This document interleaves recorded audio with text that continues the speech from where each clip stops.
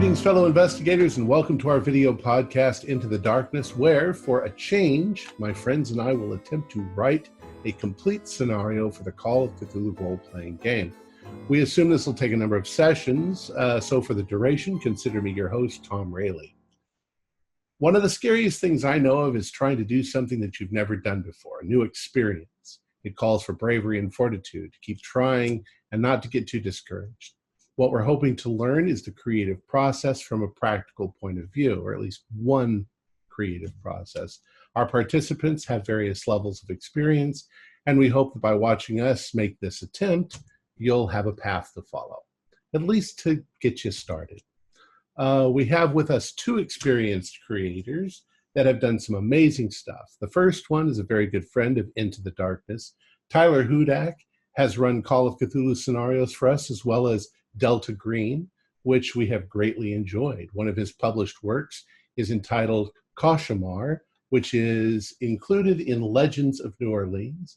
He's also one of the authors of the Call of Cthulhu monograph entitled Toying with Humans, which sounds very interesting. We are delighted to have him helping us on this project. Our second creator is author, editor, and publisher Oscar Rios, whose company, Golden Goblin Press, has produced many amazing scenarios. His recent work on updating Cthulhu Invictus for the 7th edition rules has inspired us all to explore ancient Rome as a venue for gaming. He's also run his scenario Ghosts of Iron Mountain for us, which we all managed somehow to survive, and he has played alongside with us in a number of scenarios. We are very glad to welcome him here with us as well. Finally, we have with us three members of our club who have acted as game master and players alongside us. Morgan Llewellyn wrote and ran his scenario Apotheosis, which was well received. He is very imaginative, creating actual paintings as props for his game. Zane Fleming is a stage and screen producer and actor from New Zealand who has shined as a GM with his characterizations. He's modified and expanded the games he has run, making them very entertaining. And Jason Melnichuk loves the Old West and gaslight worlds of Call of Cthulhu. He has wrote and ran his Celebration of Life for us and is working on a sequel, which we are looking forward to in the near future. We've had lots of other people who also wanted to be part of this game that we unfortunately were not able to include. They're all outstanding players and writers. That being said, please feel free to make comments on this video and suggestions about the show. We'll read them and possibly incorporate your ideas into the scenario. Okay, I've talked too much. Let's get started with the question. The question is, once you decide that you want to write a scenario, where do you start? So, anybody just speak up. For me, I think if you're deciding you want to write a story, first, where do you want to base it? What time period? I think that's at least for me where, what era or what year. And I imagine everybody has a time period that they're really fond of. Totally. Well, sometimes you have more than one. I'm actually struggling with an idea right now that I like for both 1920s and Cthulhu Invictus. The plot will work equally well either place. So that's really bizarre. Yeah, but well, not as bizarre as you'd think, but yeah, it would work really well either way. So I'm kind of like sitting on it for a while and letting it percolate. I imagine that human interaction and stuff, it doesn't really matter whether it's ancient Rome or... Yeah. I've often thought that it would be fun to go into a period that we haven't dealt with yet. Kind of a hybrid of Invictus, which would be the Byzantine Empire, which I thought would be a lot of fun to work on. I don't know enough about it, though. Technically, the Invictus scenario in the Orient Express is set in the Byzantine Empire. Well, that's true. Yeah, that's right. As they're moving into that period, or right at the end. Both of them are. The medieval one is right at the end of the Byzantine Empire. Right. They're ransacking the place. I actually found there was the YouTuber Puffin Forest. He was talking about a game that he wrote and it started with all the players. It was a 1920s game, and then they went through a portal, and the entire game became modern as well. So like, there's also that possibility of you could do the exact same thing with like it starts like 1920s, and then somehow they end up in like Invictus times, and then the players also have to incorporate like, I have like a Tommy gun. And that kind of thing. It adds to the role play thing. So you can mix them up, I guess, if you can justify and make it work. The witch cycle actually does starts with modern Delta Green agents that read a book that's set in the 1690s, and then you play that scenario, and then you're suddenly in the 1970s, and play that scenario, and then come back. I think choosing a time period is important if your material is going to focus on a historic event or something sociologically significant about that place and time. If your story just is a good story, you can kind of transport it to pretty much any setting. If you've got a good human drama, it'll work on multiple levels, like the Magnificent Seven. We can do this in feudal Japan. We can do this in the Old West, and it both works because that is driven by the characters in the story, not by the setting or the period. You're not going to do Guns of Navarone, in the Dark Age. Well, you might with Malta. But anyway, you get what I'm saying. You can't do a World War II story set anywhere but World War II. Yeah. Right. Though you can do, some Shakespeare, like Othello, can be done in World War II, and it works. Yes. True. Yeah. They did a version of Romeo and Juliet set in, drug war Miami, and that worked great. Terrible. Oh, I hated it. But that's the thing. Visually, it was a beautifully shot. True. I'll give you that. I'm a child of the '80s in Miami Vice, so it kind of tickled me. I love the '80s. The Breakfast Club is my favorite movie of all time. But you've got to be careful with Shakespeare because you've got to justify why you make that change. Yeah. Setting it in something for the sake of it. Right. Well, my only problem with Shakespeare when it's done is the actors have to understand what they're saying. And Mel Gibson did not understand what he was saying. There was a modern version of Coriolanus that they were dealing with. Coriolanus, yeah. Yeah, that worked. I thought that worked really well. That worked really well. The Titus Andronicus was a hybrid, which was really good. I've always wanted to do Hamlet set in the 1920s, and the whole thing's in a speakeasy, and like the king is the Don, Rosencrantz and Guildenstern are like flapper girls. That would be interesting. And the gravedigger, they literally go to the morgue, and the gravedigger chops a head off a body and then just hands it to him. So it's just a severed head of Yorick instead of a skull. I would love to see the ghost scene in that. And it's just like, hey, they offed me. Yeah, pretty much. How you doing, They got me with the heater, and they they made me a pair of cement slippers, and I'm sleeping with the fish. Well, that's kind of an interesting concept. I mean, do you to get back to the Call of Cthulhu scenario? Do you think that you could do that, where you could take Hamlet into the 20s and turn that into a Cthulhu scenario? I mean, it's the mystery's already there. Totally. That's the thing of it. That's a story so many people would know universally, and be able to kind of go, build onto it. It's like I'd love to write a scenario based around the mythology of the Haunted Mansion from Disney World and Disneyland. Like, there's so much there already, and it's such a cool concept. I'm like, you could totally set some sort of mythos and within some game within this.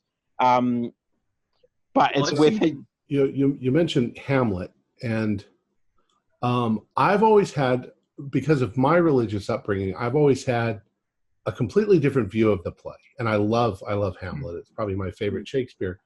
But the players, when Shakespeare wrote it, and the players who are the characters in the play, they understand that demons cause havoc, and that they often appear as dead people. And his friends are warning him constantly, don't believe this thing. You know, Yeah. we believe that dead people die and go to heaven. They don't show up and walk around. So I always thought it would be interesting in all of the ghost scenes if Hamlet's father wore a mask, and that he continually, when facing Hamlet, would turn and look out at the audience, but he would have a completely different face.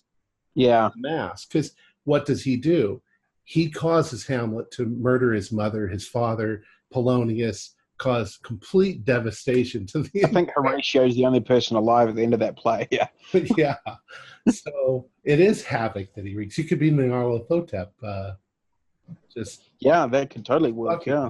Everybody. Yeah. So it's a cool idea.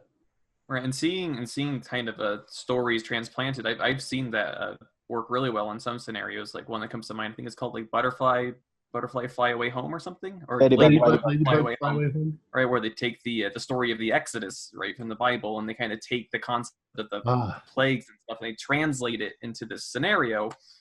Yeah, that worked great. They take that kind of that core concept and they translate it. So not necessarily the same plot, but those same ideas. Mm. Well, then it's something that the characters themselves can suddenly pick up on and go, wait a second, this seems like the biblical plagues that's going on here. Yeah. Well, and I think that's one of the brilliant things about some or a lot of Cthulhu scenarios that I've either played in or run, where the players get that aha moment, like about 2/3 to 3/4 of the way where they get it, where they figure out what's going on. Mm. And having, you know, like Morgan said, that either pulling from, you know, literature or, you know, religion or even movies or anywhere else, something that at some point that they're going to see, oh wait, I get what's going on now. I'm fine, you know, I'm figuring out, and that just adds to the enjoyment of it as well. I think that's really, for me, that's a really important element. I think in any of these games, I mean, you've got games where you step into a situation and all hell breaks loose and everybody dies. I mean, we've got a lot of those fun little one-shot, you know, things that happens. And you've got some more elaborate ones that the same thing happens. But I think the best thing that can happen is set up the players so that at some point they have a revelation. Yeah. That blows their mind, you know. Let them have that journey. Yeah. And I'm thinking of things like in the video game BioShock, to suddenly almost towards the end suddenly realize spoiler warning. If you haven't played one. Okay, all right, you've been spoiled, and you can go ahead and say it. It's an old game. Yeah, spoiler alert. Don't listen. Where suddenly you discover that you've been manipulated the whole time by him saying, actually, what's the word? Would you kindly do this? And you realize that every time he said it, it was a trigger. You obeyed. Mm-hmm. And you find out, well, you weren't really in control. What a revelation! I think I jumped up and ran around the room. I was so freaked out. My son and I both played that separately, and I think he was about maybe 14 at the time, and we were having difficult, you know, father-son teen, and BioShock was the only thing he and I could talk about for about a year. Every other conversation would erupt in an argument except BioShock, and he told me I was never the same after that moment. Like that's how powerful it was in his growing up experience. Yeah.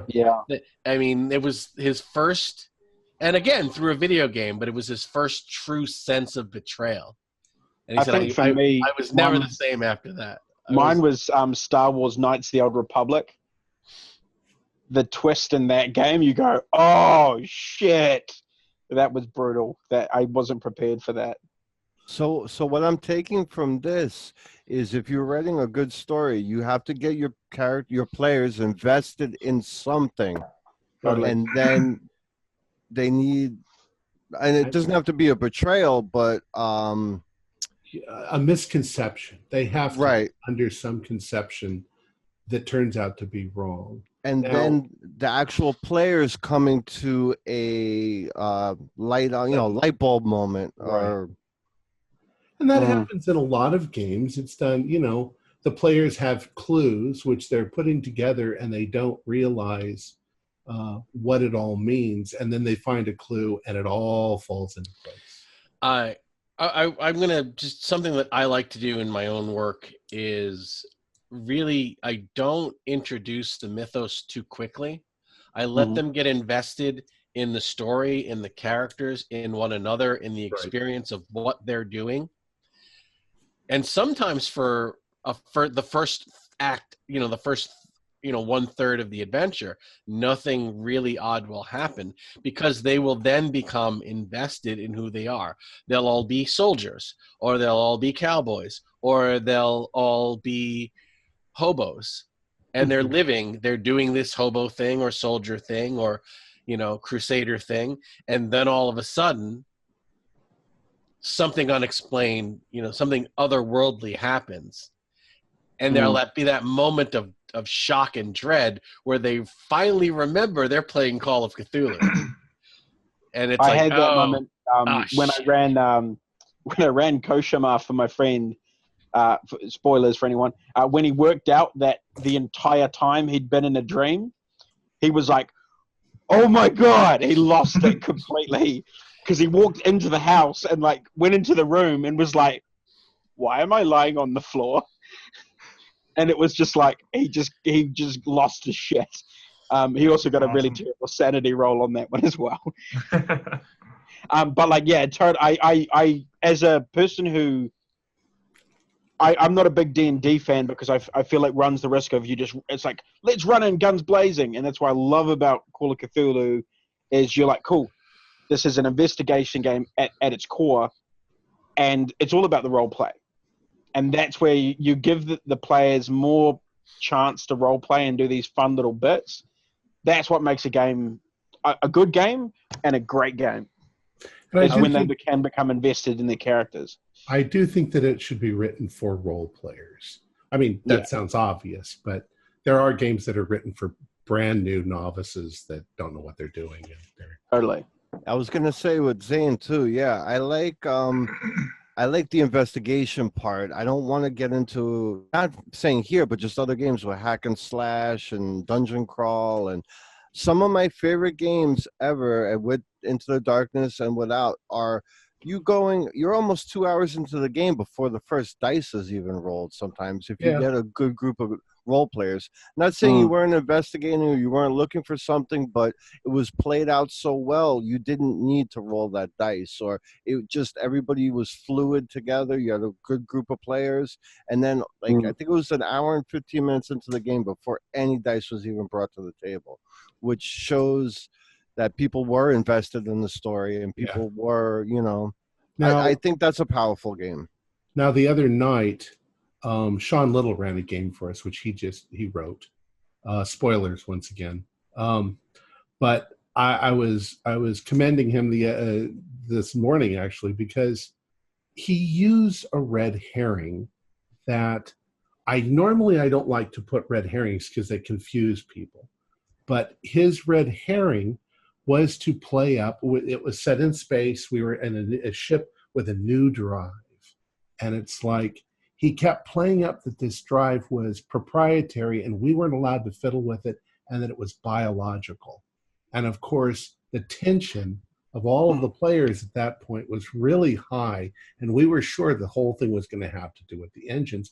And it had nothing at all to do with the engines. But it was really effective in making players of the game very wary about something that might be building up. Right, and I really like those types of scenarios. I think how you get those 2 hours before you roll dice, or you get that moment of tension with just describing these excellent things about the setting, is finding that way to engage with your players, right? Making sure that you find that hook. Like if they don't care about their characters or the NPCs or whatever the situation is, if you don't make them care about it, how do you make it scary? How do you make it engaging? How do you make it whatever if you don't hook them? Totally. So let's see. Are we going to favor a period just to sort of set, or do you want to come up with an interesting story? Well, that was a question I had. That was one of the main things I was going to bring up. Are we looking at writing just one standard size scenario? Are we looking at writing a few scenarios? Are we looking at a certain region, or are we going to do something more along the lines of like a two-headed serpent thing, where we write like a lengthy campaign that we've all compiled in to make some sort of like epic campaign? I think for this exercise, it should be a scenario that, at least in Into the Darkness terms, might take 6 or 8 episodes. So a standard, like the Seventh Circle or something like that. Not a campaign, although we could leave it to the point where maybe it would turn into a campaign, or we could. Yeah, because I mean, the other option, obviously, and that's why I was saying if we were going to do multiple scenarios, because we talked about potentially publishing it and doing it as an actual thing that people can get, is running something. You know, you've got those books where they have separate scenarios, like Secrets of New Orleans, where if you wanted to, you can actually connect every single scenario together to make a full-on campaign. You know, that's obviously another one you do. So that's where you've got to go. If we do set them all in the same universe. I just, practically speaking, I didn't want this to take a year, you know, to put together. You don't want to spend time with us for a year, Tom? I spend time with you, and I love spending time with you. But this project needs to be, Tyler and Oscar have other things to do. Okay. I would suggest, and this is something that, you know, every writer has to really ask themselves, is what do I feel like writing? What period do I feel like writing? Where am I going to have the most enjoyment writing this? Because what's going to kill your project is lack of motivation. You're going to work on you need to love the project, because if you stick with it long enough to finish it, you're going to hate it by then.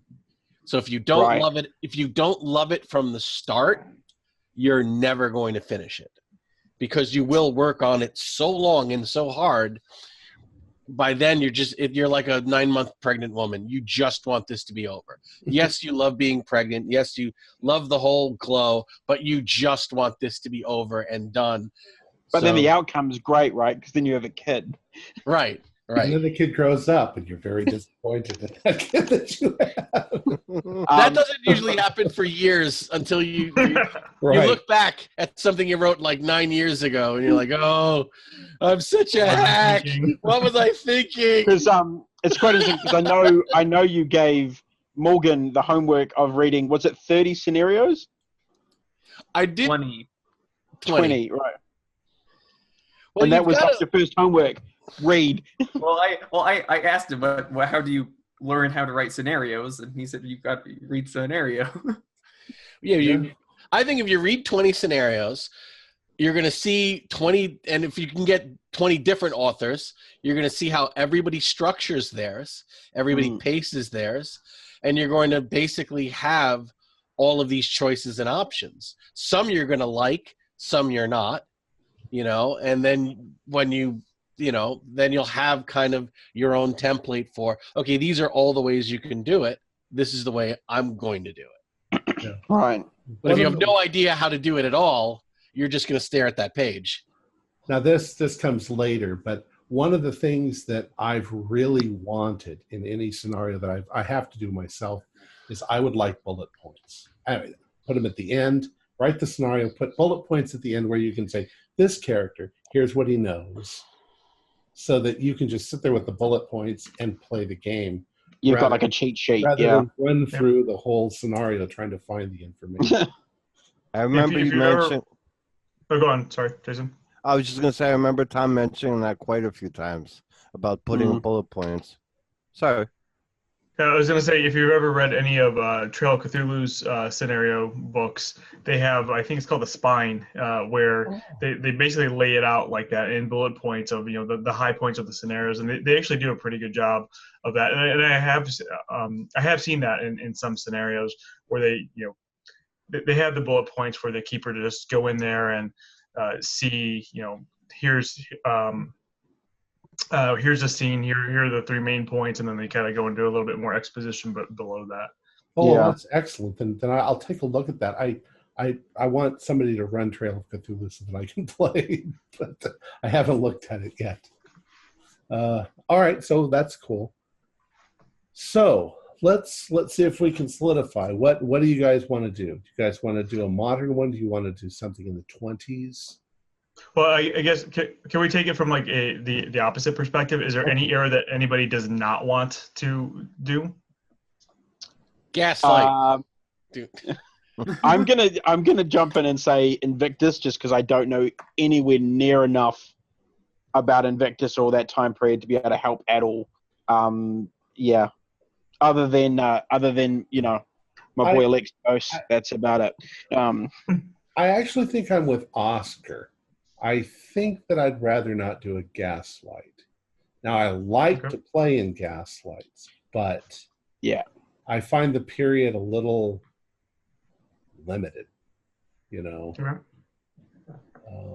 I personally like the 20s only because it limits the characters just that much. But modern, I'd rather not do modern either, because then you get cell phones and you get all that sort of stuff. And Right. yeah, I think 20s would is vote closer. 20s. Yeah, I'm open to any time period. I'll play or write for any time period. My personal choice is always to begin with are Western, U.S. Western or Gaslight, but it doesn't matter to me. I'll play any type of game. Yeah, see, I'm with Jason. I'm good with anything. So Western is a really interesting period, and we don't have too much Western. So why don't we do something set in the American West in the 1920s? That works because it kind of gives you the best of both worlds. Right. The I gun- think that'll the scratch both itches. The gunslinger age is kind of done with, except that Not if you count gangsters. still a little bit there. Yeah. Yeah. So 1920s West. West. Yeah. 1920s.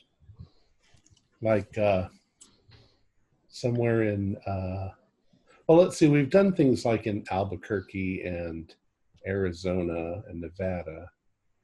About like North Dakota, South Dakota, the what do they call it? Not Deadlands, The Badlands, Badlands. Yeah, somewhere like that'd be cool. where they dig up dinosaur bones and stuff. Or Wyoming, or What somewhere isolated. What Almost. if they dig up something other than Oklahoma. dinosaur bones? We'll have all the characters from like Oklahoma the musical in it. It'll be great. Well, Dust Bowl, 1920s. Mm-hmm. Maybe we find out where the Dust Bowl came from. Well, you can actually find that out. So. Well, yeah. But that's what science. Crop rotation. Lack Yeah. of crop rotation. It's because they weren't paying their homage to Shub-Niggurath. Mm. no, it's just the Nego kicking up dust. That's the other thing I wanted to kind of discuss is obviously when it comes to selecting the mythos for a scenario. I feel like a lot of I think 90% of the games I've played, it's either Azathoth or there's a Shoggoth there. Azathoth. Azathoth is the blind idiot god. Why is he doing anything? It's like, the name's Call of Cthulhu, and it's never Cthulhu. It's All because never he's asleep. Cthulhu. Well, if we're set in the American West, we're not going to have a water deity in the desert. So I'm hearing we are saying no Shoggoths, no Azathoth, and just because it's so goddamn obvious, I'm saying no Yig. Yeah, I was going to say that too. I was going to suggest, what about Hasta, the King in Yellow? Disease spreading of some sort, maybe? I mean, 1920s, they can be like, the diseases from the Old West are starting to return, and no one kind of gets why, and it's... Well, Hastur is entropy and arts. It's not really disease. I think for disease, you're looking at a Both. Okay, yep. And Hastur is more of a corruption of civilization. And if you're looking at the American West in the 20s, you're thinking burgeoning civilization. You're thinking the frontier. Yeah. Although I could definitely see an Old West Hester in a saloon type thing. That's But what I'm saying. Like the image in my head just sounded like, oh, that could work. That could be quite a cool thing. The cowboy in yellow. The masked stranger. See, in the 20s in the West, it was literally the end of an era and the dawning of a new era. Yeah. Because the last of the cowboys were still alive. The old timers were around. And then you had the new, like I'm drawing a blank on his name, but they took him over to Hollywood to kind of Wild Bill or no, I literally just drew a blank on his name. From Tombstone. Yeah, I know who you're talking about. Wyatt Earp.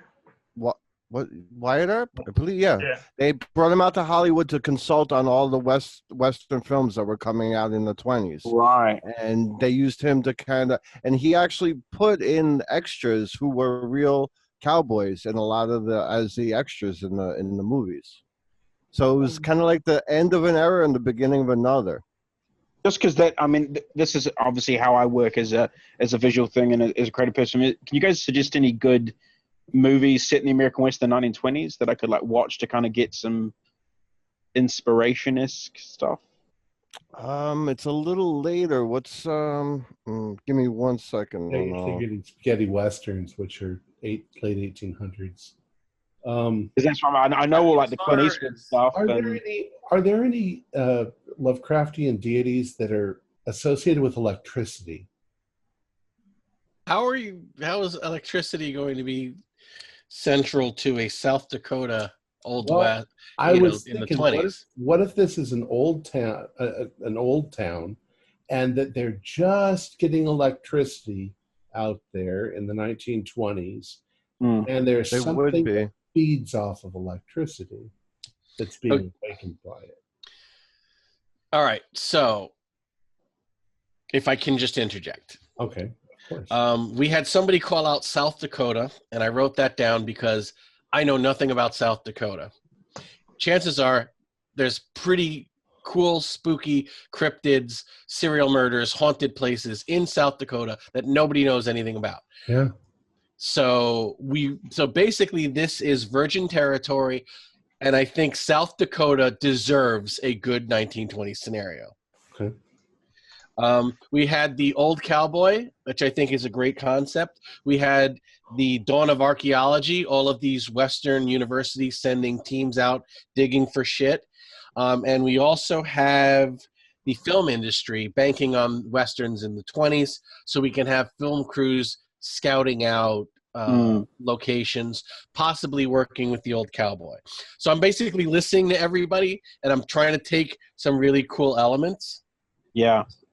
Let's not worry about a plot or a monster yet. Let's worry about what elements we want. So does anybody want to do a quick search on creepy shit in South Dakota? Sure. And see what pops up. Look. So here's. Sorry. Go on. Go ahead. No, I'm talking too much. No, I was just looking at some things. With South Dakota as well. That's where a lot of the Native American tribes were at during this time, and that's where Mount Rushmore is. And Mount Rushmore was started in the late 20s. Doing that in the late 20s. And if you ever looked into the history of Mount Rushmore, that's, if I remember right, that's a sacred area for the I can't remember the tribe that lived there, but that was a sacred area for them. That reminds me of something. The H.P. Lovecraft story, In Prison with the Pharaohs, they talk about how they had to recarve the face of the Sphinx because of what it was actually based on, is obviously underneath, because it was so horrible to look upon it. What if Mount Rushmore was originally getting the same treatment, and then they last minute had to change it so that they put the president's face on it? Or they uncovered something when they were blasting. Yeah. To prep for it. Oh, and also Butch Cassidy and the Sundance Kid, they died in 1908, so they were actually still cowboys, So you're looking at 1908, 1910. There was still gunslingers out there. All right, I am going to raise one concern. And Only one? this is me putting on my publisher hat. As soon as we bring in Native Americans, reservation, sacred land, then you're making a very big political statement. And we want to be careful. Do we want to do this? And then we've got to worry about cultural sensitivity. We've got to worry about, nationalism. We've got to worry about, are we choosing a side in an argument? And some of these arguments, you're even shocked that there are sides. Like, hey, some genocide is good. No, but if we do this, this immediately takes on a whole political tone, and we've just made it exponentially more difficult. Right. That's true. I don't want to. And I'm sorry to put on the publisher hat and be a dick, but it is a concern. No, you're 100% right with that, actually. Avoid any Native American, I believe. Okay.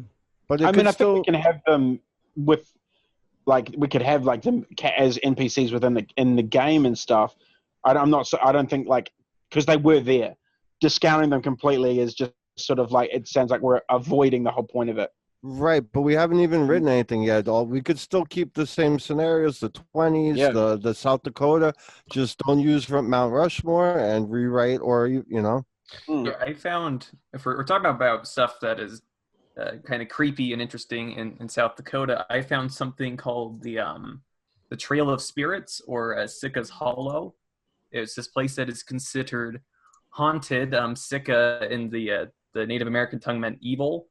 Because the water, the streams there were red, they were colored red, and so they thought that these spirits of the dead were I love in that. the forest, and so That's the legend is, if you go into the woods, you can still hear the whispers of the dead, or the drums off in the distance, and people have disappeared there in the 70s. I know that's not the 1920s, but there's kind of an interesting. I love that. That is so cool. Here's one. This sounds like we made it up. These things write themselves when you look at the history. They really do. In South Dakota, Easton's Castle in Aberdeen. Easton's Castle is a yellow brick house that was built sometime between 1886 and 1889. It was originally a 30-room, 3-story Queen Anne-style mansion, but in 1902, it was bought by Carol Francis Easton, who had the entire exterior clad in yellow bricks. Following the death of Easton and his wife, their son became a recluse and seldom left the house. It deteriorated rapidly, and people were saying that it was haunted before he had even passed away. Yellow bricks. Something there. I mean, I'm thinking, why yellow bricks? Yeah. The great thing about that, though, is you could sit we could literally be cool, let's use that as an element, yellow bricks. And it's like you're saying, the red herring thing. Everyone's going to go, it's Hester. It's him. And then it's not. It's got nothing, it's literally just got some nothing to crazy do with it. person. Yeah. They just like the color yellow. So that could be quite, that everyone's going, oh, this is what it is. This is totally it. And it's it's not. But I really love the sound of that, the trailer spirit thing. That sounds then if we're talking, right, I mean, once again, we're setting the mythos side and kind of those elements that we want. We talked about the film industry, right? Looking for new places to shoot, to trying to come up with new material. If you're trying to scout, out these kind of forested locations. And look, I'll put my hand up and say, I'm quite intrigued by that whole idea of the film thing element. Obviously, that's something I feel like an assistant with, coming from that sort of background. And the great thing with the film, if say you're they want to come and make this movie in South Dakota, that means you can travel to different locations within South Dakota as a whole, because they're traveling to make the film. They're kind of using the different locations and so on and so forth. It could work. And I don't feel I know there's a lot of scenarios out there where it's you're a paranormal investigating film crew and you're off to do this and blah, blah, blah. But I don't know if there's actually a game where it's like, oh, you're making a movie, and all the players are involved in some scene or a way, actors or having a bunch of actors, that's going to cause a lot of drama. I can tell you that. Okay, here's a question for the team. Do we want this to be pre-gens? Do we want this to be whatever characters they bring in? Or do we want people to design a specific skill set? And that will kind of shape our narrative once we make that decision. And as an aside, there are Bigfoots in South Dakota. And South Dakota is a fertile paleontology fossil bed. So there's... So, like I was saying earlier, maybe they dig something up that's a fossil that's bizarre beyond belief. When I'm doing certain regional games or time-specific games, I like to do pre-gens, but I let them personalize the character after. You know, like there's certain skill set. But have the opportunity for them to be like, you can use the pre-gens if you want, but then you can make your own character as well. But just, you know. Well, then I think we should approach it from the standpoint of have them make a certain type of character, like the skill set that Oscar was saying, right? Because it's like pre-gens, but we'll let them change it if they want. To me, sounds like, here's like, you're making paleontologists, you are making a film crew, you or whatever you end up going with. That's the idea that I kind of... I'm thinking that you have to at least give them a little direction. You have to say, these people have to be working on a film crew. Yeah, it's like I tell, you know, say you tell the players, hey, you're all Irish mobster criminals, and you make a Spanish painter. Okay, I've got an idea. Okay. All right, we tell them that they can either be older, kind of like cowboy outdoors guys that are kind of helping out. They can be members of an archaeological team that are scouting out an area, or members of a film crew. They can pick any one of these three groups, and we start the scenario in a motel in the area where all of these people are working. So we tie them together by the location in South Dakota. Yeah. But we can have elements of the film crew, of the archaeological team, and some of these old, you know, guides, people who know the area, the territory. So we have that rugged cowboy character also in the mix, that they're native to the region, and are can like track and do the guides, and that fucking haunted forest with the disappearances and the voices. Oh, we've got to do that. And don't forget, there's a ton of old silver mines out there and coal mines and. Oh, I want to go to a mine so bad. Consider too that. Do we all love the idea of an abandoned mine? 100%. Oh, yeah. Of course. Okay, and an abandoned mine goes on the list. The Bullock Hotel in Deadwood is considered one of the most haunted hotels. We've got a haunted forest. The motel is off limits. It's a safe haven for the parent. Well, no, what I was going to say is the haunted... They can't all suck. They've got to sleep somewhere. The haunted hotel could be our red herring that the characters think has something to do with the story, and it's just a hotel. It's just a hotel. No. That's dangerous because they could be investigating the shit out of that hotel for 2 seconds. 100%. That's true. It's the hotel, guys. It's the hotel. It's haunted. And meanwhile, there's the haunted forest mine shaft. Is what you discover. We can put the mine in the forest. That's true. And have it be like an illegal wildcat mine that was on Indian territory that's not even documented. That's sick. Yeah, I love that. What if and they find it by the film crews doing some sort of shoot, and then they accidentally find the mine by someone falls through into the mine. The mine I think has to be the climax. We have to let the players stumble into the mine. That's going to be like oh fuck, there's a mine in the haunted fucking forest. Right. Yeah. Really? Yeah. And that's where Right. Yeah. That is the climax. So the whole thing is building up to that point. Yeah. Okay, hold on. The haunted forest, they said that it was unclean, that the river ran with blood, and it was a taboo area not to go there. Right. Okay, so we can say that the ancient Native Americans who lived in this area knew that there was something really dangerous that laired here, and they didn't want anyone going there.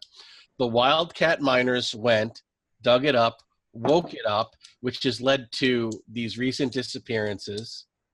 Yeah. And for a while it's been fine, but now people are coming back to this area to look for fossils, to scout out film sets. We can have, the Native American NPCs saying, you guys shouldn't be here. This is cursed land. Everybody ignores him. But we need a reason for the smart characters to still need to go in there. Ghost town that they want to use for filming. The mine and the town were abandoned. So you have a set that's completely built. It's could be nothing haunted there, nothing, but it's just old wooden buildings where the miners used to spend their money and drink and sleep. And or what if they're scouting out territory for a mining company? No, because then they wouldn't be in the I do like the abandoned town with the abandoned mine, because we can say that the abandoned town was newly discovered. It's a new ghost town that's not on any maps. And the reason it's not on any maps, it was because these are the buildings that were supporting the mine that is still fucking hidden. Because they built this little town, but they hid the mine in case the authorities came. Yeah, I see. So they could be creeping around your abandoned ghost town and not realize it's sitting on top of an abandoned mine. I was just reading through some of the in the Keeper's book, some of the creatures and thing, and they came away a thing called a sand dweller. Then out of one of the caves came a sand dweller, rough-skinned, large eyes, large-eared, and horribly distorted resemblance of a koala bear facially. Though his body had an appearance of, he shambled towards me, manifestingly eager. The obscure race look as though they've encrusted with sand. They dwell in caverns deep in the desert area and come out at night to prowl and hunt for prey. They are known to live in American Southwest and may live in other deserts in the world. They are also known to serve the Great Old Ones. So as like a minor hindrance thing, that could be like a good little minion-y type thing for them to deal with. Yeah. So I'm thinking over some of our ideas that we're talking about. I'm thinking of a problem with the film company. Okay. Film company is going to want to spend the least amount of money to do what they're doing, and it might be that if they get any hassle from the Indians, that they would simply find another town. There's lots of them out there. On the other hand, if a paleontologist were to have evidence that there are species that they've never found before, but maybe some rogue paleontologist brings in a dinosaur bone that they really want to go in there, then they'd have a reason that there's no other place in the world. It's got to be here that they have to go in. Okay, I'm gonna jive on your points for a minute. Okay.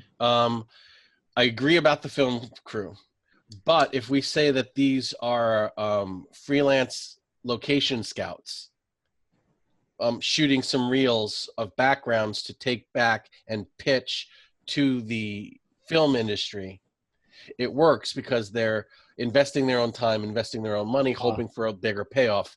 They're not tied to the studio. They're courting the studio. That could work.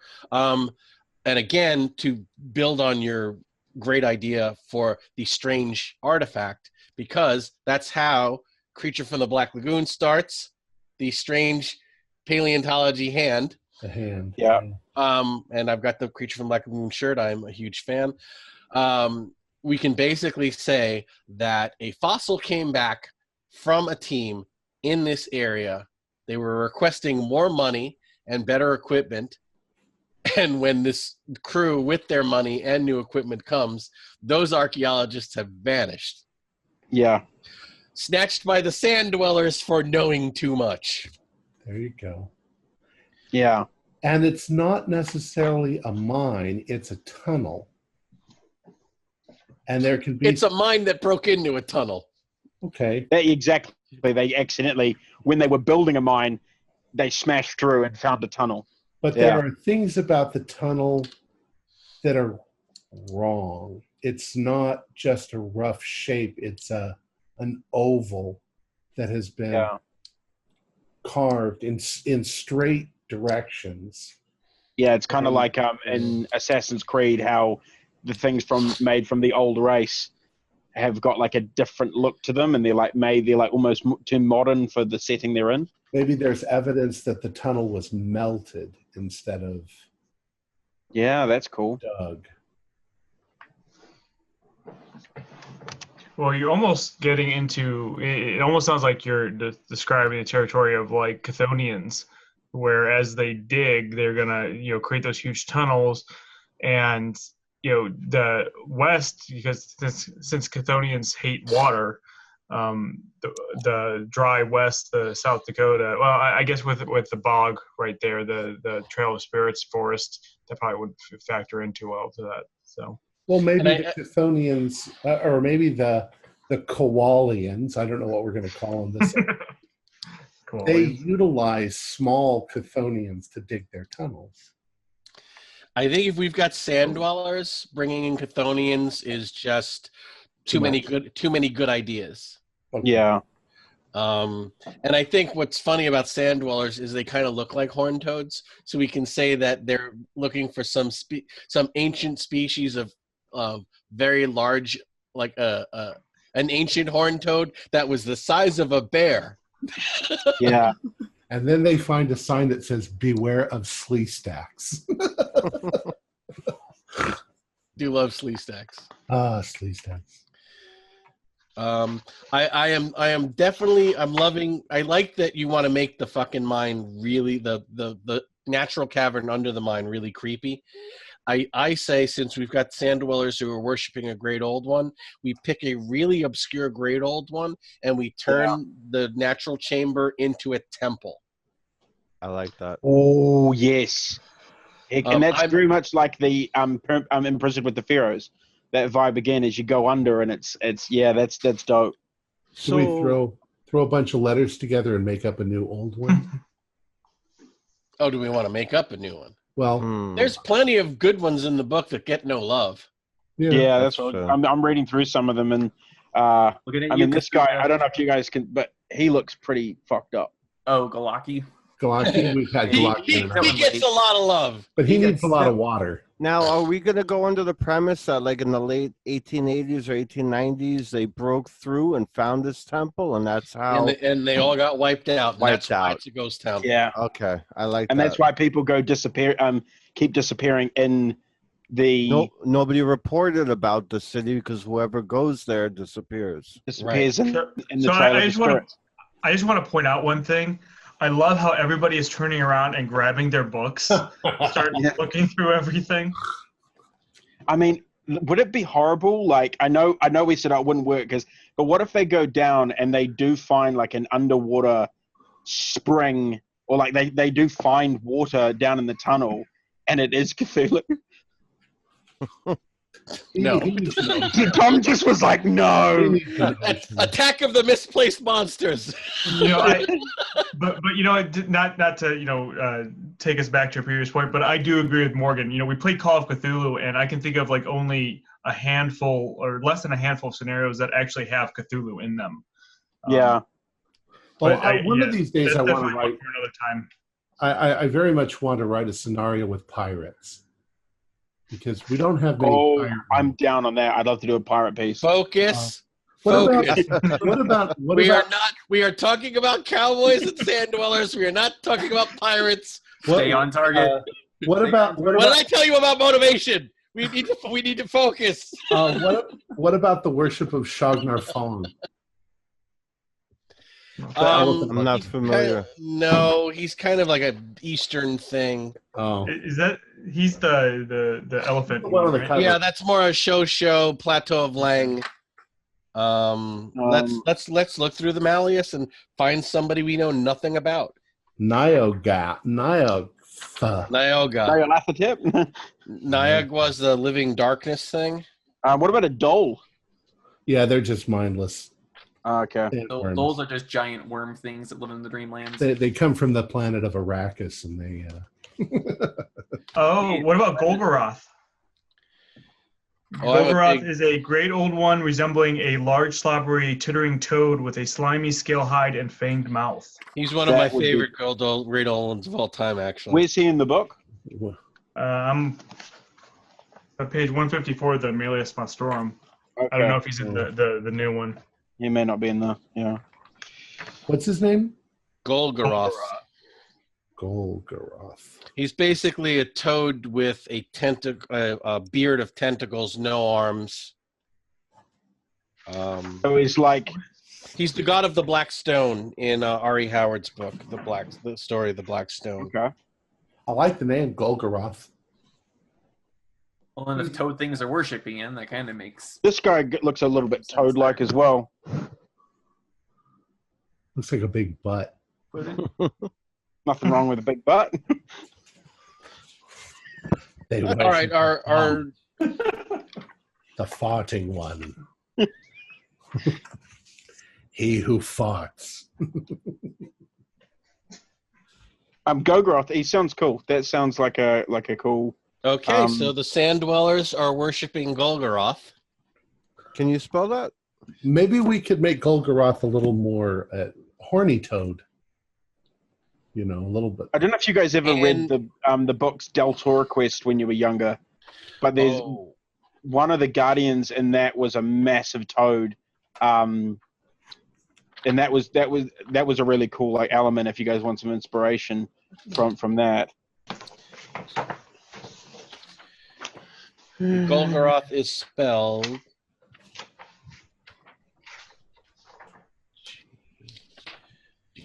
G.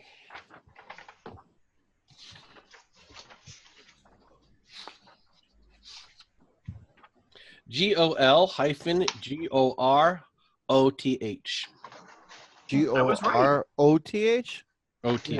Thank you very someone much. type that into the chat. Now, I took a stab at it, missed the dash though. in the story that he was introduced in, the Black Stone, he is basically people bring him sacrifices, and he manifests atop a black stone to accept them. We can have some kind of large natural carved stalactite in this underground temple. Yeah. As a black stone, which is found in Hungary, but there's also a second black stone in a cavern in South Dakota underneath the ghost town. Yeah. When you describe that, and going back to the thing with the underground water, I can almost picture the stalactite with like the water pouring down onto almost like a lake, not a lake, but some type of pool underneath that reflects onto it, or something like that. Are we definitely doing a damp underground cavern, underground cavern with water? Oh, Golgoroth looks dope. It would depend on what the Golgoroth, what his environment is, wouldn't it? We got we got to make sure that we don't ruin it for the Sand Dwellers, which is going to be our rank and file. So maybe it could be a volcanic reflective glass or something. Then something that's dry. Golgoroth's not going to care if it's dry or wet. He's a great old one. If he's a little, if he's got some dry skin, it's not going to bother him too much. If he's only showing up to accept sacrifices, it's fine. I mean, he's described as a toad, but he's not in the original stories. He's in the mountains of Hungary. He's not in a swamp. So I don't think we need water for Golgoroth. Now, if these miners were finding some of this black rock, maybe in some of the abandoned the ghost town, there could be some rings or charms made with this stone. Oh. Like, I'm thinking the town is left how it was since the people were taken. So there's going to be dresser drawer with some old.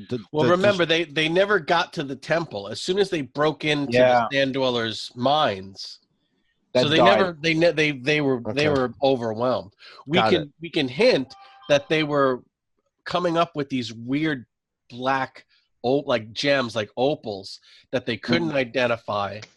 We could say that as soon as they started to bring them up, fights would break out and there were murders because these were like mythos infused things. That But then were the people, then So the people that had them disappeared overnight, and it was the Sand Dwellers coming Right. and taking them. What if some of the evidence is that some of the people that lived in the town boarded themselves up in their homes, and the homes were then ripped open, or at least So we can make the place look like it was like LB 428, like the colony where the aliens came and just killed everyone. So when the players go there, it's a ghost town, but it's a ghost town that there's evidence that there was a siege here, that there was a massacre. Yeah. Rusted bullet cases everywhere. Broken Winchesters. Yeah. Rusty 45s and Colts. and maybe a weapon made out of the black stone. Oh, yeah, the sand From the creature. sand You mean like dragon No, glass? I think they would have. The Sand Dwellers just have vicious claws. They don't need weapons. Okay. But we could say that perhaps they left some kind of a territorial marker, like some kind of a black spear with a carved stone skull of Golgoroth in the middle of the fucking town, saying, "This is our territory. Don't ever come back." So we can leave some kind of a creepy marker in the ghost town. Mm. What if you leave like they find a madman like in the ghost town? They're like, there's a guy who's just completely insane who they just like left there, but no one believes his story because he's nuts. But he's like actually, Well, he's actually a Golgoroth worshiper. yeah, He's been called here. And if you have the creepy thing that they leave behind in the town, and if we're going the archaeologist route where these archaeologists disappeared, if they had a camp that they eventually find, and they find that same Marker. creepy marker there, they're like, oh, Yeah, no. that's going to be there's one, like they'll get to the ghost town and say, there's a marker here too. Yep. What if we make the marker not obvious? I mean, it's something that's obvious that they walk up to it and they go, what the hell is this? I mean, it's not like a carved skull. It's something that they would really say, what is this doing here? As long as it's unique and alien, Right. something that doesn't belong. It's not a Native American thing. It's not a Chinese rail worker thing. This is non-human, like a design so unusual that you may even need a sand check. Not much, like 1 point, like what the hell, like one step up from Innsmouth Gold. Maybe a rock that they brought from underground that's got some sort of a design or mark on it. Or it's something carved from stone that radiates cold. That's what I was thinking. When they first touch it, it actually like burns them or something along that. Like it's even in the scorching heat, it doesn't get warm. Or even like gives off the vapors of frost. Yeah. Glowing's been done. Yes. We want to. If we're in South Dakota, we're going for new. Yeah. Now, what's your thoughts on some sort of like minor mythos tome in the form of a diary that was left behind? Classic. It's a classic. Yeah, definitely. They're outside. They're trying to get in. That's a great. That's a great idea. If they find it in the archaeologist camp, Mm. somebody who's studying these fossils and these stones, like they're finding these territory markers are in this forest now that they've woken up. So the archaeologists keep finding them, and they're just like, this is weird. It's kind of like culturally, this kind of looks like. What if, like, actually at the archaeology camp, they found all these pieces and all the pieces that actually come together make one larger, like a statue or something. Too many good ideas. Too many good. Remember, you can't pack too many good ideas into one scenario. It becomes very distracting. You've got to kind of have your core and do it well. But like, we've had a lot of really good ideas, but we've got too many. Right. It's basically buck fever for new authors. Don't put all your good ideas. Write another scenario. The whole thing of missing pieces of a talisman, that's cool enough to be its own foundation for a whole nother scenario or campaign. As far as the the diary, I was thinking that are they going to find the archaeologist camp first, and then they'll find the town? We're not sandboxing. They find it in the way they find it. We let the players decide. Because what I was going to say, we don't make those decisions. I was going to say that in the archaeologist camp, they wouldn't have had time in their book to have described what was going on, that they were all being murdered. But they would find something like that in the town where the people had boxed themselves into a room. See, that's what I was thinking. In one of the rooms that was boxed in, it was like what the mother's surviving writings about what's going on. So if there's one in the camp, it would just end abruptly with no apparent reason for it. Well, the reason why I'm thinking kind of a difference between those two types of diaries is the person in the camp is like, not the camp, the town is just terrified. These monsters are coming to kill us. That's one thing. The archaeologist isn't have the immediate threat of danger. We definitely we have to do both. Okay. Both are good handouts. Yeah. We have the diary in the town where she's talking about these cold stones that are turning up. People think they're valuable. They're causing fights. She thinks they're cursed. The Native Americans have said this land is cursed. They won't trade with us. You know. Yeah. A few days ago, all our chickens stopped laying eggs. The cows started giving sour milk. No game is found. Basically, the monsters are trying to scare them off. So we have levels of this town. You know, they broke into a new chamber, and there's lots of these stones. We're all going to be rich. Yeah. And then next, it's we cannot get out. They shot Balin with an arrow, and he's dead. Exactly. We're trapped. And again, with the archaeologists, it's we're finding these really unique fossils. We're definitely on the way. Maybe this animal isn't extinct. One of our native guides swears he found a track. Now and you're saying the stone is actually, I liked where you were going with like the milk was going sour. It's like the stone is actually like they're cursed. They're cursed, and that's actually what's making the water red. Turn red. That can work. Is affected by the stone, and it's poisonous. Because on a spiritual level, the sand dwellers just want the people to go away. Right. This is sacred. This is sacred ground. And these things are meant to drive the people away by the bad conditions that are there. And the sand dwellers have successfully driven the people away already once, which is why the Native Americans don't go here. Right. Yeah. They're like, didn't they learn the first time? Why are they back? All right. How many times do you have to teach you this lesson, old man? Let's go. It's only been 7 years. What Tom was saying about them finding a bone, a fossil, now that would be one of the frog creatures or sand creatures' bone? Is that right? Something they couldn't identify, right? Because it's like it's like it looks somewhat human, but it's not. And it's not like this isn't some like a step in man's evolution. It's something else. Or I was thinking they thought it was a new dinosaur type that they haven't categorized yet. Well, it's Bigfoot, but it's tiny. Maybe it's a fairly modern bone. And the paleontologist says, well, this doesn't belong to any cow. Okay, keep in mind, this is the golden age of cryptids. This is a time when people thought mountain gorillas weren't real. These are a time when people thought pandas weren't real. They just discovered the Komodo dragon, and they thought the Komodo dragon was just a story people were talking about. There were creepy, mysterious creatures that were being discovered as native species.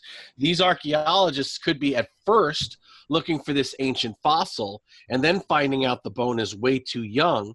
And this turns into maybe it's a new species, some kind of large horned toad that has survived. And then it's, oh my God, it's sand dwellers. We're all dead. The end. What if And by the way, I mean, we've got to have the crazy old Golgoroth worshiper working with the sand dwellers, and this time in the camp there are actually bullet holes. Yes. So it's This the was- I sand had an dwellers idea on with that. somebody. Yeah. So I had an idea on that. So all the people of the town, right, were killed, but there's no bodies. They can't find the bodies anywhere. well, this was decades ago. Yeah, no, but the crazy guy who is in the thing, he dresses up like Bigfoot. Oh, No, too many good ideas. much. Good ideas. Too many good ideas. I See, think it would be. We can't. Bigfoot's off limits. Too many good ideas. Can I- we I- put? I'm sorry. Can I we would- put a date on when this attack happened? Like, when did the town die? Basically, Well, it's 1920 now, right? right? Let's say our 23, and we're going to say that this town has been abandoned for 25 years. Okay, Right. so 1890. So it's 1923, town 19. What 19? 1890. 1893. No, that's really late for the Old West. Let's say this Yeah. town went missing in 1885. 1885. Okay. That's like right in the middle of That way When we we- can get a mental image of what would be there. When we talked about the old man, I was thinking that it would seem more realistic that he was originally one of them, but he was now, as you say, he was now a worshiper, but he was a worshiper because he's completely insane. And so when he's encountered, he's barely dressed and he's squatting down, and that's sort of the way he moves now, because he moves the way they move. He moves like a sand dweller. Yeah. But he's not worshiping the sand dwellers. He's worshiping Golgoroth. The same- I say we make him some kind of a half-crazed Hungarian nobleman. Oh, okay. That he's followed Golgoroth from Hungary right. here, and everybody calls him the Hungarian prince, and he just lives off in the woods, and he's a lunatic. So he wasn't. Was he in the town when the attack? No. No. He's a wild card. He's our red herring. Right, I like Everybody's gonna think he's important, but he's just a stooge working with. He's just some douche who's kind of wandered in. But that also tied into the Blackstone in Hungary, right? Where Yes. if somebody is, that I think that's another one of those aha moments for a player or a PC if they get, they roll their Cthulhu Mythos or something. Oh wait, there's this thing in Hungary. Should it? And if he has, has mad writings about seeing the god when he was in Hungary and saying I followed it through to, we can give the lunatic a diary, and if they capture the lunatic, he's gonna monologue. Okay. What if he doesn't speak English at all, just Hungarian? He's been living in the United States. He's gonna pretend to just not understand English we could just tell people until they make a successful hard on an intimidation roll, and then I'll start speaking English. All right, I'll make you some goulash. You're all doomed anyway. And I think he's got to be a cannibal. I think he ate the archaeologists. There are no graves. There are no remains. Well, I wanted this. He eats anything he can get his hands on, including people. Yeah. I wanted to throw in the cannibal angle, but I didn't want to have too many too much things going on. I think cannibal is a good enough idea that it fits, but it's not like such a great idea that it would overpower anything we've got going on. That just adds to his creepiness. Yeah, he can go up to the player characters and say, you're nice and plump. Right, In make some fact, kind of odd comments like that. You can find maybe he lives in one of the houses, and we'll find some human bones in a stew pot or something. We could say that he runs a trap line. Okay. He has snares and traps all over the place. And I'd really like it. And I eat anything I catch. The film crew are the ones that encounter him. I think would be quite cool. Like when they're scouting out, like the stuff. One of the film crew is like in one of the houses and hears a noise or whatever, like that's where they find him when the film crew go to do all that stuff. He comes down the stairs and he goes, "Good evening."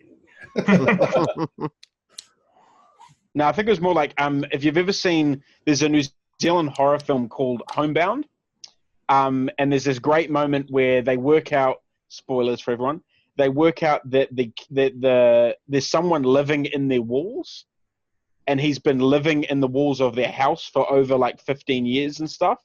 Does he draw pictures on the walls?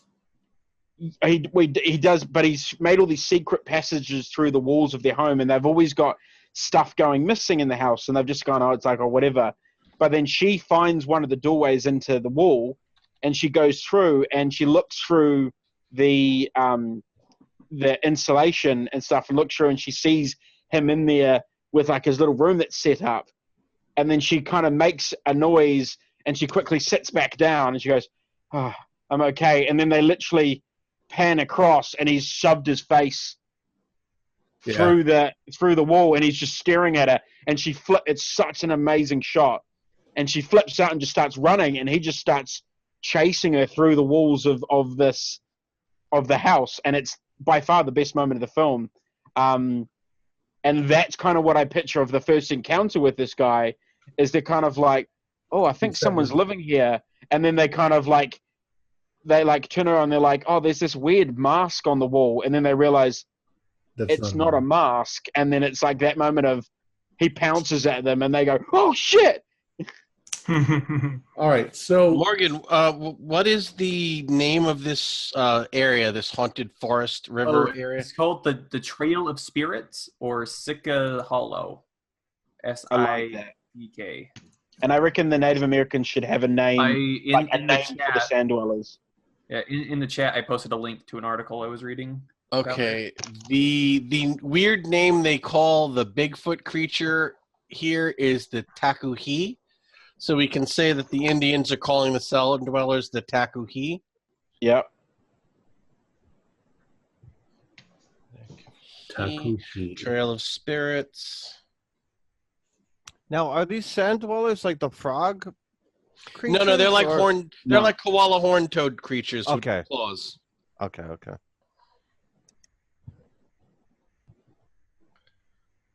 All right. So I think we're coming up with some phenomenal ideas. Yeah. So the But now, question. Okay, Sorry. go ahead, Morgan. There was the question I was going to ask is like, how do we get them to the mine? They find the town, they find the camp, they find Hungarian dude.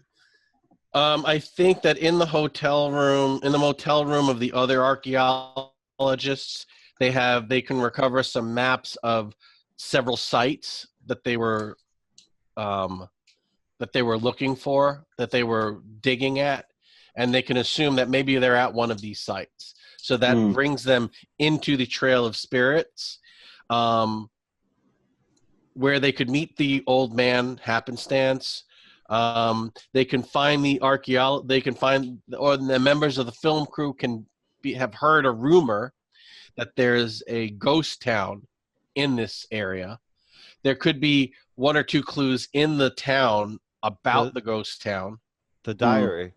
Right. Right.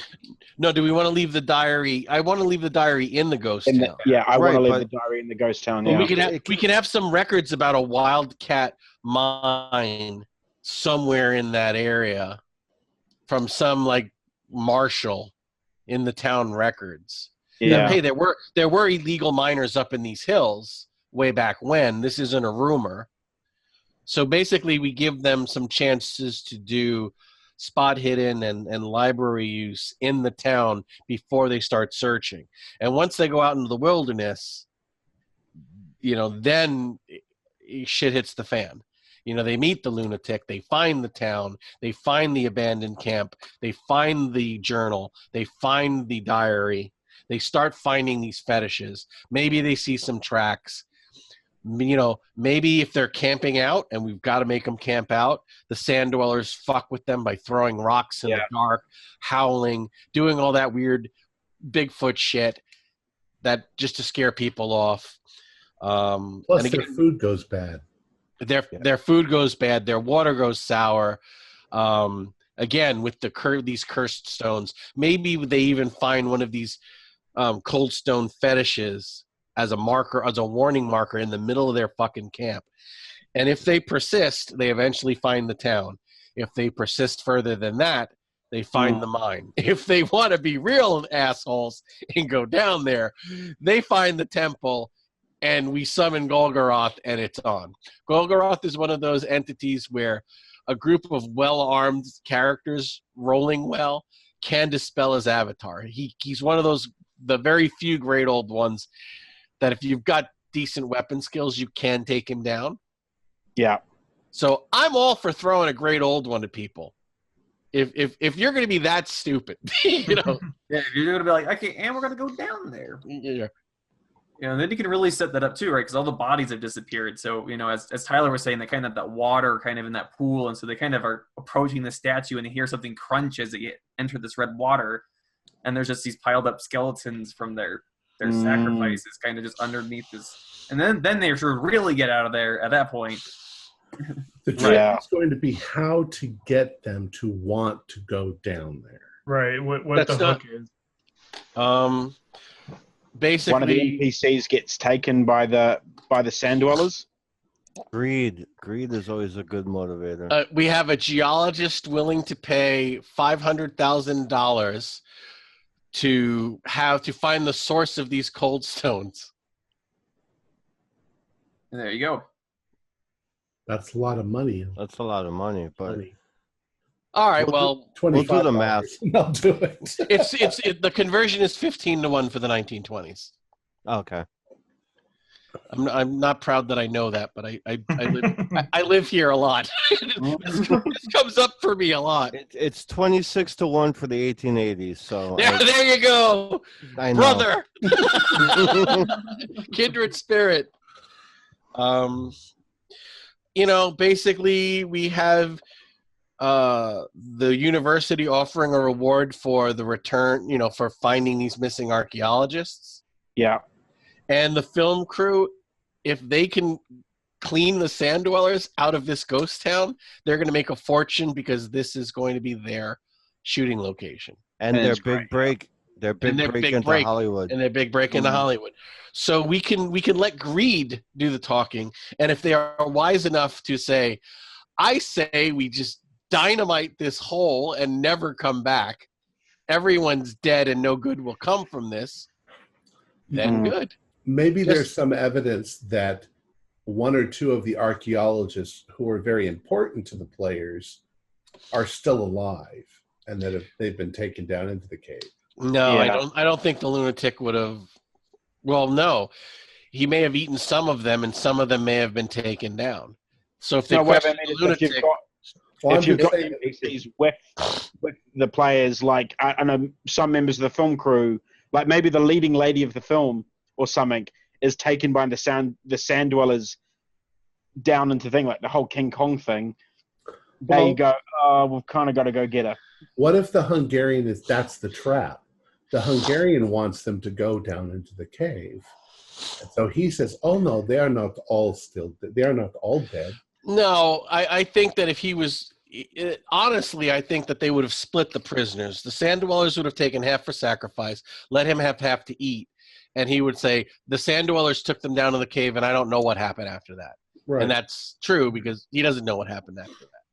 They could be still alive. But we could also say that if we really want to force them to go down there, and I don't know that we do, we can if they say screw this and they get all the way back to the motel, we could have the entire motel staff have been abducted in a sand dweller raid while they were gone. Basically, the sand dwellers are like, this is where these fuckers are coming from. Or we have like the whole thing I said at the beginning, where quite literally, because they don't know where the entrance to this mine is, they don't know where this stuff is. Quite literally, they fall into it, and they're only because they can't get out. The only way is to go down and find another exit. So like we kind of, in some way, not force their hand, but we go, you've got no other option. It's kind of railroading them. Yeah, we don't want to do that. We want to give them the option of going or not. Because I think if they get to that ghost town and they have the sand dwellers attack, and they find all of these creepy things, and they find the mine, I think that's a good spot if they've had enough. If they haven't had enough, they can go into the mines, and then they'll find it opens up into a cave. And if they still haven't had enough, then they can go and find the temple. But we don't want to force them to do more than they want to. Right. Let them do it to themselves. Right. Because it hurts worse if it's your fault. Mm-hmm. All right. So what's our next step? We need to bullet point all of this so that we've at least got it organized. And let's see if we want to change anything. We've got about a half an hour left. What do we want to do? Well, who is going to be the person writing this all out? Look I'm guessing Tom. And not it. Yeah, not it. I'm busy enough, thank you very much. Well, I can do a lot of the writing, but I need an editor because I'm not a professional writer in any sense of it. Neither. Well, Yeah. I can help out with writing. I mean, I'm not a professional either, but I would be happy at looking at things and helping you guys bring it into focus once it's written. And I would One say thing that- I was quite keen to offer to do was look at the pre-gen character thing, but look at the building and the creating of that, and making sure that they make sense with the story. Because that's one of my favorite things to do is to build the characters and give them the cool backgrounds and stuff like that. I think we should let them make the characters. We could say you can be a member of an archaeology team, Yeah. a film crew, or a local guide, and So if have you- no things at all. Okay. And if you really want to design some good characters, design the old man, design the Native American Yeah. in the verse, right. warning people off. Give us 3 or 4 really compelling people in the motel. Some NPCs. Okay. Yep. Because then we'll abduct them, and Yeah. it'll give you'll be in charge of making people compelling. Okay. And having the players emotionally hooked by them, Yeah. because then when we kill them or abduct them, it'll have a big emotional impact on the. Okay. Give them some really good dialogue. Yeah. Now, Zane, do you want me to work on that with you also? Yeah. That sounds cool. Like we can Okay. bounce ideas off each other, and because that thing is, I want to give some NPCs of the film crew as well. So like it's not just the players. Like you are the film crew. Right. They've got to have some friends who are NPCs. Exactly. And same thing with the archaeology team. They've got to have a few archaeologists that are NPCs. Yeah. And I'll work on the graphics for stuff as we go along, like the book. And, Someone will need to sketch out a map of the area. What I'd love to do with the NPC characters, because you know how in the book sometimes they'll do like a little an image of the character. What I'd love to do is there's a company that do board games, and they actually use members of the company as the images of the character, and that's why it's like actually using us as the basis of the imageries of these NPCs. I like that. This Mick is Mick is the basis of our insane hermit. If he's comfortable with that. Are you going to draw these? No, but I'm saying like it doesn't even have to be a drawing. Even if they like send us a picture, and I've got friends who are talented. I've got a friend who's an amazingly talented artist, and if I give him images, he can create stuff from the basis of the people. Quite a strong likeness. One of the things that I really like in what are we playing? Curse of Nineveh, and this is without giving anything away, but every player character has a portrait. Has a portrait, which are very nicely done, but they're rather simple, like right. These people. Yeah, that's what I'm meaning. I can do art like that. I sketch people. Hang on, I'll just see if I can find. This is what I was looking for. So this was for my. This is the game I play at home, and I introduced him in Misuse. Thaddeus Clover Black, which is the private detective I play. This is what my friend drew of me, and so he's used me as the basis, but then drawn me in the setting. So that's kind of what I'm meaning, is like using us as the models of the characters. Maybe. Yeah. Just so people are keen. That's cool. I totally see you in that, though. Yeah. Right. For the writing, whatever you guys want me to do, I'm happy to do. Write, edit, whatever. But I think logistically, we should probably set up like a Google Docs that we can all get into, and that'll make it a little bit easier. Absolutely. Totally. Yeah.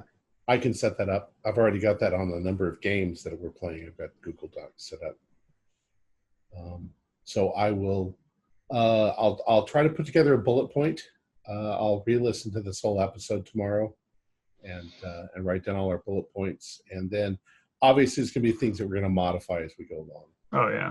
Tom, I just thought of something. You got to pick 5 people right now from our group and tell them do not watch this. I already have. Oh, okay. I haven't picked them. I told people if they want to play test, to tell me that they want to play test, and everybody wants to play test. So Okay. Right. Gotta, That's not make gonna be a sure. problem. Yeah.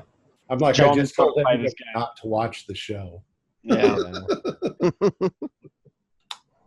Actually, do you know who would be great in this game? As Troy. Oh yeah, he loves. Troy he would lives- be he lives so in good in this Cubworth. game. Exactly, man. Like, Because you were saying Tyler would be great in this game. He already knows, yeah, Tyler would know. He's like, cool, I'm not going over there, guys. It's fine. Now we got plenty of people that are really good role players. Yeah. Just a thought. All All right. right. So, oh, sorry, Tom. No, go ahead. I was just- So you guys can't see this, but behind my screen on my wall, I've got basically like a huge wall of whiteboard paper that I put up there that I make notes for work and that, and I've been kind of writing out notes. And as I'm looking at everything that I've written out, all the high level points that we've talked about, I'm not sure that I'm seeing something that would necessarily be the length that was originally talked about, so like a 3 to 4 session type length. Like a 2-session kind of thing. Yeah, so I guess that's just something to keep in mind. And like Oscar said, we don't want to throw too much stuff into it. And I think organically, as we start writing this stuff out, we're going to start coming up with other ideas to expand it out a little bit, and almost think of them as in scenes, because we're going to have the initial scene where they're at the hotel or wherever town where they all meet, and they start hearing these rumors, and they decide to go check out the Trail of Spirits, and it just kind of will lead organically from there. But I have a feeling that we're going to probably want to add in like 1 or 2 more scenes eventually. But and I'm just sorry, I'm kind of thinking out loud here too. Oh, there's definitely other elements we can add. I mean, we can have the players find an abandoned car and just people that have vanished in the area. It might also be that they arrive in the area and find odd little bits of evidence, but it takes a couple of days before the Sand Dwellers realize that people have moved back into the area because they haven't been there for a while. And What if we do this in winter? it'll be cold in the It'll be cold. It'll be cold. Yeah, that's No, usually no, what I mean- happens. Maybe not winter, Oh. but very late autumn when the snow is just starting to fall. So there's a sense of urgency, because if they don't find these archaeologists soon, they won't be able to search for them. Right. So there'll be a sense of urgency, but also the temperature and the weather and the lack of daylight will be a whole nother factor in the Yeah. scenario. We can have them arrive, and there's just a freak October snowstorm that puts 6 inches of snow on the ground and locks them in that motel and locks them in the town. And everyone's going to for be, like it's a a day or two. It's Yeah, a, it's, Yeah, and Everybody's gonna think that it's the Thakwa, and then the I can't remember what you called it, Oscar. The Bigfoot Knobcat? type creature. Yeah, they're gonna think they call it the the Wendigo. Yeah, Right, the right, Wendigo. right. Yeah. I think that's gonna be its own little red herring there. Oh yeah, that's So- totally. I like that. Yeah. When So you we all said- agree that this is going to take place in late October. Yeah. Yeah. When you said winter, I was out there, and on the thermometer, without the wind chill, was negative 30. I believe it. I believe That's it. why I said cold, because I couldn't even breathe. So not winter, but late autumn. Yeah. I mean, I can't also- think what the scenario sounds like. Or just, I'm thinking if they want to do some, like they're in the hotel, if they want to drive into whatever the most biggest town is and want to do some investigating, they can find newspaper articles about missing people throughout from the 1850s all the way up until they're 23 when they're there. And an arrest record for the Indian guy who was warning people off yeah. at a town meeting. All sorts of red flags they could Right, discover. But they're really excited to go out into the area because it's late autumn and all of the trees have turned to flame, Yellow. fire. It's South Dakota. There are a lot of trees. I was looking at pictures of the area. It's Well, you said a forest, though. Right? pretty flat. It's a lot of hills, a lot of dirt, a lot of rocks. And there'll be a dusting of snow over everything and really cold winds sweeping through. I like that. When's That's- Red Dead Redemption set? I'm not really sure. Just play that and give us Late- inspiration. Right around 1900, Hey, at least it's not North Dakota. because they have a car. That'll be the sequel. The gang is back. This time a little more north and a little more cold. So the trilogy will be Nebraska, North Dakota, and South Dakota, the neglected states of the Cthulhu mythos. Well, Tyler, did you want to write some of this? Oh yeah, sure. I mean, I'm more happy to. Well, I'll Thank you. put together the bullet points tomorrow. If we want to do neglected places for Cthulhu, let's do New Zealand, okay? Oh, dude, New So I've got a whole book on New Australia. New Zealand would be great. You had giant terror birds eating people when Yeah. the first people went there. There That were was birds- last week.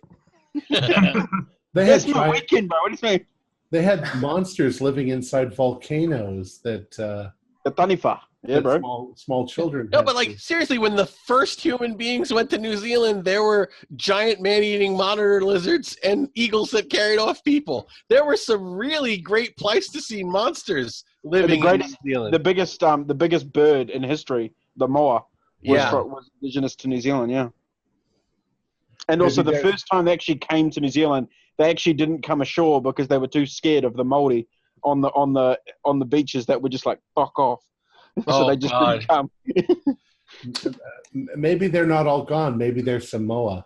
Dude, if you ever want help writing the secrets of New Zealand, I will help you with that Kickstarter. I will if you write it, Golden Goblin Press will kickstart it. Oh, there you go. I'll keep that in mind. Morgan, we've got a job. We got a job to do. What's in it, Zane? No, Yeah. if I could get someone from New Zealand to write Secrets of the Guide to New Zealand, well, fuck yeah, I'm going to do that. That's Yeah. see, you never want to do something with people that aren't from that place. And Totally. if you are, you need friends in that place to tell you where you're right or wrong. I discussed that with Tom. We did a game that had, some setting of it was in the Pacific, and one of the players was like, "I'm playing a full-blooded Maori with full tattoos," and I'm like, "You are you are on you don't want to fuck with that shit if you don't understand it." Like, right. Where my company's actually next year doing a project set in the Pacific, and Yeah. we're actively looking for gaming groups in that part of the world to read this for sensitivity and accuracy. So Exactly. Again, what we were saying before, when you deal with these cultures and these groups and these issues, if you're going to touch on them, they become more difficult exponentially. totally. But yeah, no, I'll keep that in mind because I always like would have to have New Zealand represented in the horror of Lovecraft. Well, it was everywhere. You have no idea how proud I was to write what I believe is the only scenario set in Puerto Rico. Oh, really? Ethnically, my people are from there. Yeah. What's the name of that scenario? Give me a second. I write. Sorry, I didn't mean to put you on the spot. No, it's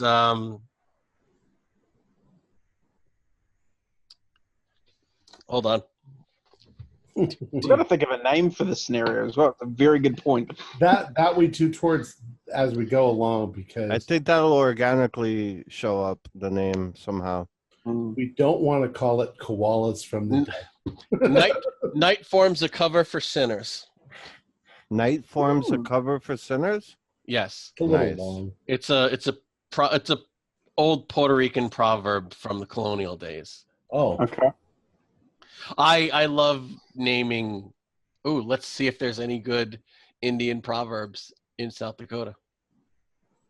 We definitely can't do like some scenarios. The secret mine entrance in the The secret koalas are not black nuts. stone. The crazy man is a red herring. The stone beneath. yeah. The secret stone that's in the cave next to the town. What if you wrote an entire The ghost town, the haunted mine. No. haunted Yeah. The stone of the haunted mine, Oscar. You gotta. Oh, there you You go. gotta shoot big. Blood in the water. For the red water. It could work. the people of Golgoroth. I wonder what the mythos is in this game. Well, it's like the servants of the lake. That's the scenario. Yeah. Biggest giveaway day. No, you know There's what? some that are bad. There's some that are bad. It could be like the good, the bad, and the ugly. The Frozen. Because good, we're the bad, implying and that it's a film crew coming here to scout locations for a western. Yeah. The good, the bad, and the worse. The good, the bad, and the people that live under the ground. the good, the bad, and the stone that's under the ground. We could just call it sand, Sand. dust. Oh. See if we just call it sand, then it will be coarse, rough, and irritating, and nobody's gonna like it. Let's call it Dune. Oh, wait. Dude. No, we didn't go with the Chthonians, so Yeah. then that would be Dune. The sand people riding Chthonians around. Sand people, and the front cover is just one of this. It's just the cover of the Barnes and Noble Dune. Yeah. You see? Yeah. Still burns. And the front cover for this has totally got to be the ghost town. Like the image is just got to the ghost town would be really cool.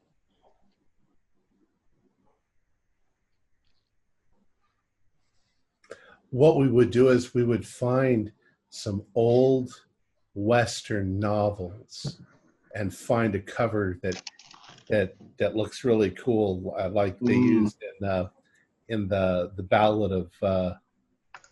Yes. Yeah. Yeah, something like that. Also, we could have it that there's no roads accessible to this old town, so they all take horses. Yeah. It's in a valley or something. They've got to I like that, but let's say that there are really, really shitty roads. Yeah. So that A, they can take horses. B, if they want to take their car, they're going to need to make hard drive checks. Right.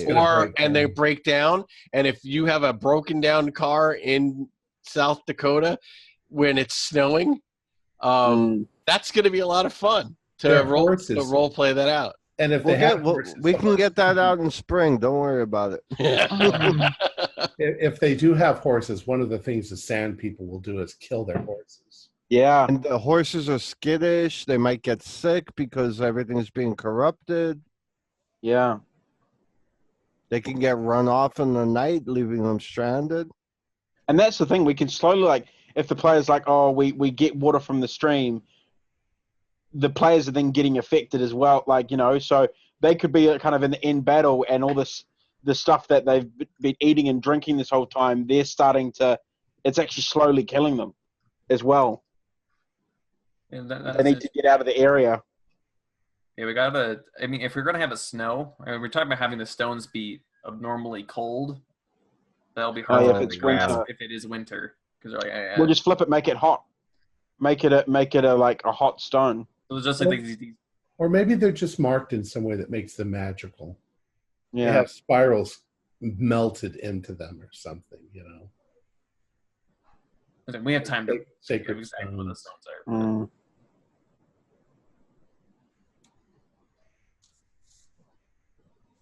Boomtown. Because it was. Yeah. Boomtown, because it was the full name.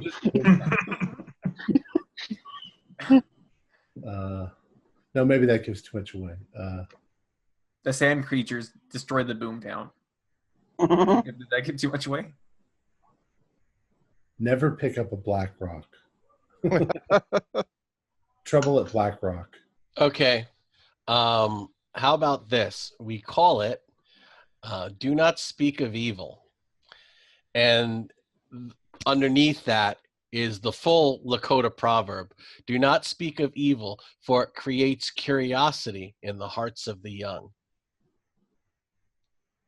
I like that. Yeah, You, I don't want people wandering around like what's That, up? and that is an actual Lakota proverb. I like it. Oscar, you moved your camera down. Oh, sorry. I was looking up Lakota proverbs. I had to move my Maybe slight grammar. Speak no evil. And then the rest. Well, no, we can't change the Lakota Yeah. proverb. It's a proverb. Well, we're The Lakota people would be upset.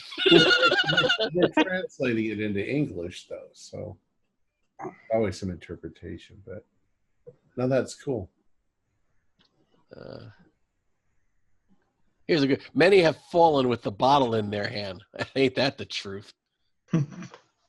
That's what we're doing.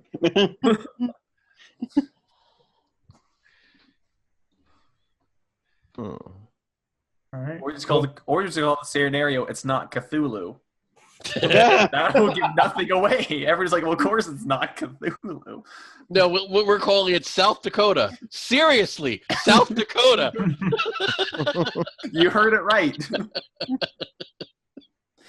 And then the follow up for the campaign, right, would be, we're seriously doing North Dakota now. Or just the reason why no one goes to South Dakota. No, the sequel will be, you know what's worse than South Dakota? North Dakota. We'll give you 3 Apologies guesses. to all the people watching from North and South Dakota.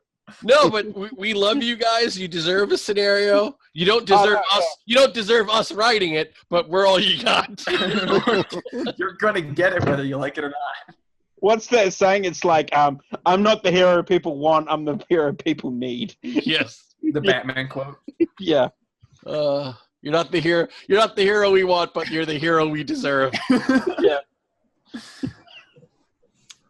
All right. Well, this has been fun, All right. especially because I'm not writing any of this. I but I will help every aspect of the team, but I'm not heading up anything. I'll email you, Jason. I will be your KGB advisor. Yeah. You'll come into play when the publishing comes.